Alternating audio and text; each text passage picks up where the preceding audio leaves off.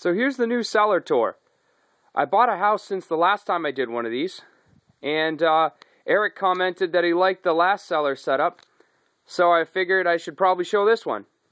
So from right to left, that's just kind of all my skiing stuff and my mountain bikes. That's a sour that's been aging, well, let's check the notes. It's about 55 down here, so it's cold enough to lager if I was into that. So it's been aging since about 226, I guess, something like that. So the middle of February, but it's not. I didn't put bread in it or anything, so it's kind of just a wild whatever's going on in there other than dry English ale yeast. So this is my setup as far as my bottle shelves. On the top there, it's kind of older stuff that I'm not drinking. Second shelf down, it turns into Homebrew.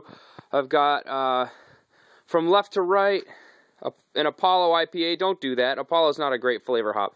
A watermelon IPA. I brewed that with an experimental hop that does not taste anything like watermelon, or at least not in this beer, which is I think almost a smash beer with that. An imperial stout that I have, which is great. That's a double imperial oatmeal milk stout. And then on the end there, end of an era. That's a quad I brewed. Came out really well, and it's an earlier version of what I have upstairs. Down here we've got 2 boxes of I don't know what. I'm still trying to identify those. Since I moved, I didn't label everything as well as I should have. Ooh. And then on the right there is the Dunbar All Day Light, which is a light ale that I brewed for a family reunion. And on the bottom is nothing, some commercial junk and empty boxes. Over here is kind of my stash of bottles. As the weather warms, I'll probably be brewing more. So I'll hopefully be putting beer in those. I kind of take bottles from whoever's giving them, so I don't have to buy them. Over here is I've got a great dehumidifier.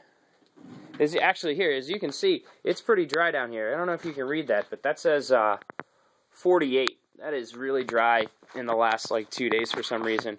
But it's a sandy dry by Basement Systems, and it's really great. It really does keep the basement dry.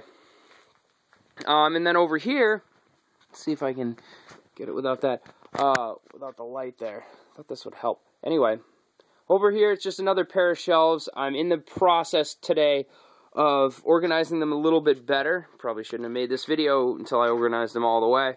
And I don't know why I'm close-up showing you this if it's not even going to work. But yeah, just some shelves and some stuff on there. Actually, in the attic, I think there are even more growlers. So maybe one day eventually I'll brew a beer in growlers and bottle in growlers, because I've done that before and it definitely does work. Yeah, so that's the rest. That's a part of my basement that you guys care about. This is my old grain bin. But since then, I've gone to a smaller one because I really don't keep that much grains in it, and I'd rather have a smaller space with less volume, and less volume equals less humidity, keep the grains drier, they'll keep longer because I don't crush myself.